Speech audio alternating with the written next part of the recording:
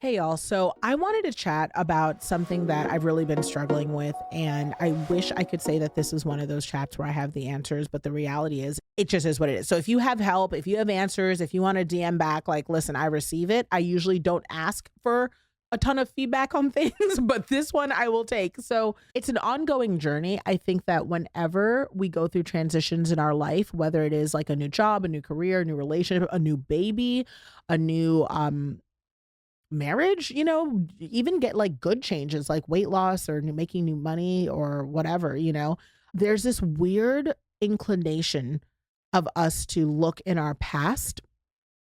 And you guys have probably heard this before. When you have a breakup, you remember all the good things. I haven't had that effect. I haven't had that effect. I wish that it was like that for me, where I look back at all my previous partners. I say all, like it's a lot. But, I've had, gosh, like 4 relationships maybe. I look back at my previous relationships and I'm like, gosh, like I wish I could be like, oh, well, there was this good thing. But no, like I did not have a very good partner picker, before. But I will say there are aspects of the lives that I've lived that I look back on and I'm like, oh my gosh. And so I say all this to let you know that this was all recently triggered by I'm gonna be in Atlanta in the next 2 weeks or so, just visiting town. And, I have a baby who's still in school there. So, going to check in on her. And then I'm also going to be hosting a dinner for some of you. I send out private invites whenever I'm in town. So if you head over to NicoleWalters.com and just make sure you're on my email list, you can always get those emails. And obviously you can follow me on social because sometimes I'll send that out as well. But, I'm going to be in town having dinner. And it's weird because Atlanta is like my first adult chosen hometown. And I'm feeling a little teary. Some of it, I'm gonna blame it on pregnancy hormones, but it might be unresolved feels. But I was born and raised in DC, and I ended up going to Johns Hopkins University. And for those of you who've read my memoir, you already know, sort of the backstory around growing up in that mid-Atlantic area. But I settled down in Baltimore. That was where Baltimore raised me, right? From being in my teens to all the time in my early 30s, living in that Maryland area is where I got my first house. It's where I married my first husband, where I got my first kids. It was a big season of first. But a lot of the life that I lived there, I felt like I stumbled into, or it was a life that I chose based on what I thought was right. Not what I wanted to do. And there are only two things that came out of that Maryland experience and sort of that chapter of growing up into my early 30s that I could say were actual decisions, and they ended up being intentional decisions that informed the direction of my life. And one was that was where I quit my job and became an entrepreneur for the very first time. That was wildly intentional, and it was the first time I'd ever really, around like my income, my potential, and risk, taken on something that I felt was counter what was expected of me, and I go into detail on that in the book. But the other time was when I, met my girls. That would be the other time that I made an intentional decision that I felt was really directed and linked to God, and it was like, this is what it looks like when I'm super obedient in this capacity, despite what society and common sense may say, and after having those two experiences, it just changed my life because I realized, what it looks like to choose my life. And part of that choice led me to Atlanta. And I've talked about it in the past, that we moved to Atlanta because, one, on a logical sense, I traveled a lot and I could get a lot of direct flights from there that were a lot easier than coming out of DC. I also wanted to move to an area where the standard of beauty, although DC, Mid Atlantic is pretty diverse, but the standard of beauty wasn't strictly, as we were considering moving to the South in general. We were no matter what, we were looking to move someplace else with a different cost of living and a different lifestyle, but where the standard of beauty was brown skin also. I wanted to make sure my girls could see themselves in the town. I wanted them to experience diversity, and Atlanta is known for that. Wildly successful. One of the things I loved in Atlanta was like my dentist was black, and my doctors were black, my therapists were black. It was just this really incredible world that felt so different from other places, where it wasn't difficult to find a vision of your ancestors' wildest dreams, somebody actually being a manifestation of that. So that was just a beautiful thing about moving there. And also, I could buy my dream house, and We had this gorgeous mansion in Buckhead, and it's just dreamy. And I'm headed back to Atlanta in a couple weeks, and I can tell you, I never thought that I wouldn't be there, which is kind of naive, when you move in your 30s. And I think some of you may relate to this. When you start making these decisions, you just really don't realize how long life is and how many things pop up and how often they change and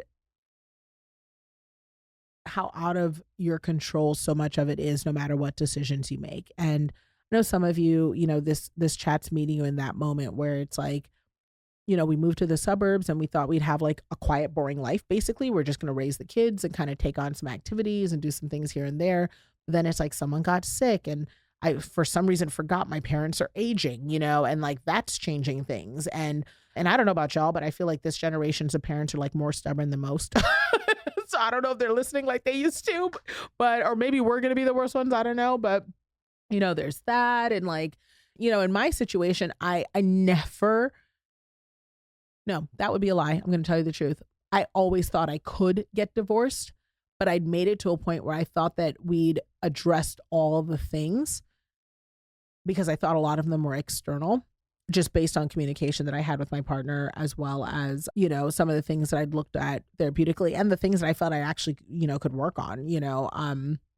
I thought a lot of them, if other things were in place first, that the internal things would also get fixed, and which is not obviously how any of that works. But Atlanta was this place that I moved to, and I was so hope filled. It's the happiest place for me. It was the first time I'd ever lived anywhere and truly felt like I didn't lack. I mean, there was nothing I couldn't do in that city. There was nothing I couldn't afford. There was no place I couldn't go.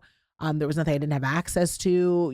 My kids, private schools, what do you want? Activities, flights, private jets. Like it was just and I'm saying all the material things, but I also had a community and I felt like I fit in. And, even our pandemic experience, like, was a positive one, and when I say it was a positive one, I mean, it was like we had fun. We had fun during the pandemic, because overall, like, one thing I can say about my girls, like we had a good time. We enjoyed each other and all my needs were met, at least I thought, all my needs were met. And, what's interesting about divorce is one, a lot of people, no one gets married thinking they'll get divorced, right? So like there's that part. But two, I think a lot of people will speculate around the demise of a relationship without understanding that it takes a lot to leave everything you love and everything behind because it's not right and it's not enough. And one thing I knew was that God didn't want me to have a life. Like if that life wasn't what he wanted for me, then what he wants for me must be so much more. But the more looks different. And that's what I'm getting at when I say like reminiscing about the past, but also trying not to get stuck in it. I'm going back and I have this weird like dready sadness that I feel like and I think it's grief, and kind of like, how when you're a mom and you become an empty nester and the kids go to college and you go in their room and like you're sad because you miss them, but you also know that it's good that they're gone. That's what I feel when I go home to Atlanta, I'm like, gosh, I love this place. Like I even have like sadness, like some thoughts like, I wish I could have had this with Alex, and if you listen to, my previous chats, I talk about the nature of our relationship and the trust that we have. And, I invested so much into, my Atlanta life, that I wish I had, some of those resources. Cause listen, no one comes out of divorce richer, like that's never the case. Even Bill Gates, when he got divorced, Bill Gates was broker and Melinda was broker. They were richer together. You know what I mean? Like, it's just what it is.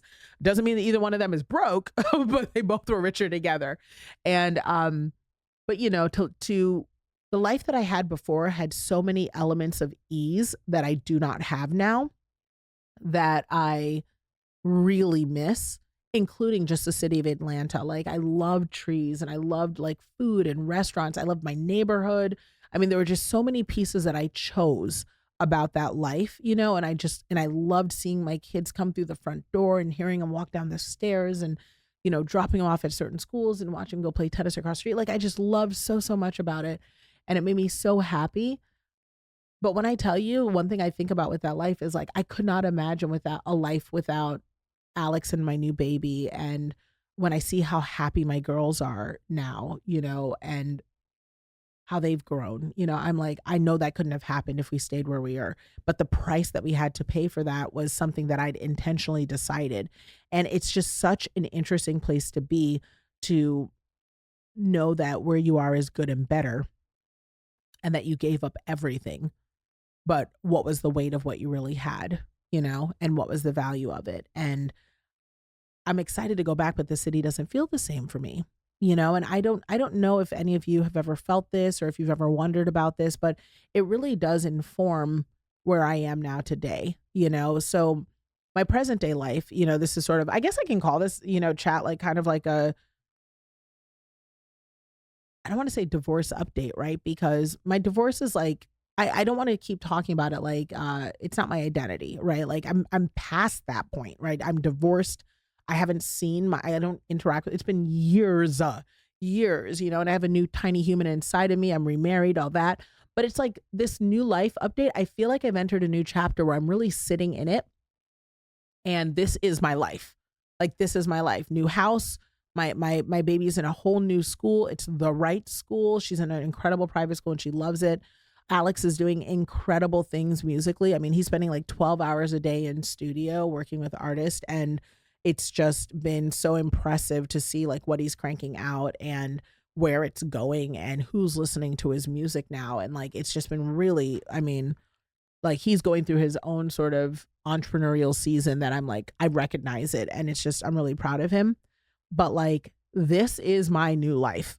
Like, there isn't, when you're going through the early stages of divorce, there's a part of you that thinks you're going to go back. Kind of like when your kids first leave, you think, well, how often will they come home? Or, will I still see them on weekends? And maybe in the beginning they come back a little more, but little by little, like, they don't, because they built their own life. Like, eventually they'll move out. Like, my 22-year-old, I see her because she's in college in Atlanta a couple times a year, for a little while. And my 25-year-old I see more, but not every day, and I never thought that there'd be a time where they wouldn't be in my house all the time. Like, I just never, for some reason, I just didn't think I'd see them all the time. And even my 13-year-old, she's coming and going. I don't see her as much. And, it's just so interesting to be sitting in this new life and still mourning, grieving.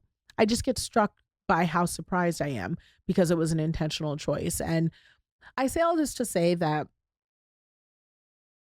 I know some of you right now reminisce about a better time, and we spend a lot of mental energy and space in that reminiscing and sometimes grieving and mourning. And we don't realize that we're stealing from the bank of the present, right? Because we're spending so much energy in the past.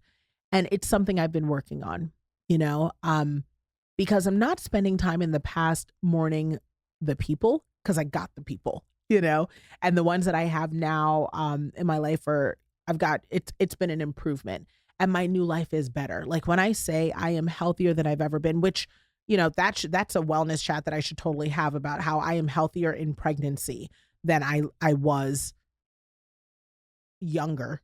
Like, I'm healthier now than I was 10 years ago, which is, while pregnant, which is baffling to my brain and my numbers and my doctors. I haven't had a high blood pressure reading in over a year, and that is, I never thought that could happen in terms of milestones and how my weight is stable. Like, it's just really shocking to me that when I left my previous life with a few suitcases and a life insurance policy, because I was like, just in case I don't make it, so my babies are okay. Just seeing what my life looks like now, I couldn't have told you it'd be like this. So my life is just, it's so much better, but it's so much less. It's so much less. Like, when I tell you I work less and I command more, thankfully, but it's just more intentional work. There's less chaos. My house is super peaceful. I am happy wherever I am. So like if I am in my office with a client, I'm happy I'm there. If I'm chatting with you here, I can't believe that I get to do this. If I'm in a meeting at a network, I'm thrilled that that's an opportunity. If I'm on a set, I'm happy about that. If I'm sitting in my home on my couch, it's like the happiest way. If I'm in my car, I just have never felt, and the happy isn't that odd, giddy, oh my God, our life is so perfect, happy. It's not that. It's just a like peace and ease that I'm always in the right place. And I can honestly tell you in Atlanta, it always felt like even though everything looks great, there was an artificiality about me still trying to fight for a level of joy that wasn't happening organically. And that awareness and that knowingness is why I sometimes get shocked that I miss it, or that I'm sad and there's elements there that I miss, but I just hope that you understand that it isn't worth spending too much time thinking about your past, especially if you're okay and happy with your present, if not aware that you're glad that you're in your present, because it never looks like what you think it's going to look like. I'm going to be hanging out with one of my really good friends soon, from sort of not my baby moon, but my friend baby moon, my baby girl trip moon, and this friend's going through some transitions in her life as well right now. And we've known each other for over a decade. And it's interesting because we're going on this trip and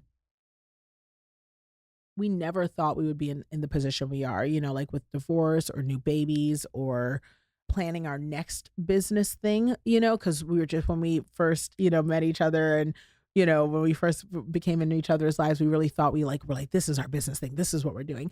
And it just never looks like what you think it does, but it can be so, so good. It can be so, so good. And that's what I'm holding on to. I'm holding on to that. But if you see me around Atlanta, definitely shout me a holla, say hello. And for those of you who are in a place right now where you're really struggling to, be in your new life that you chose and is good for you and you're happy, but you still find yourself sometimes reflecting on like what was, just remember that if there's anything that we know is proven to be true, this isn't the end of the ride and the journey's still continuing. And the very moment that you're in now, a couple years from now, you'll be reflecting on and you'll be standing in something else and something greater. And you'll be saying to yourself, I miss those days, so try to enjoy them while they're here and know that it's only going to get better.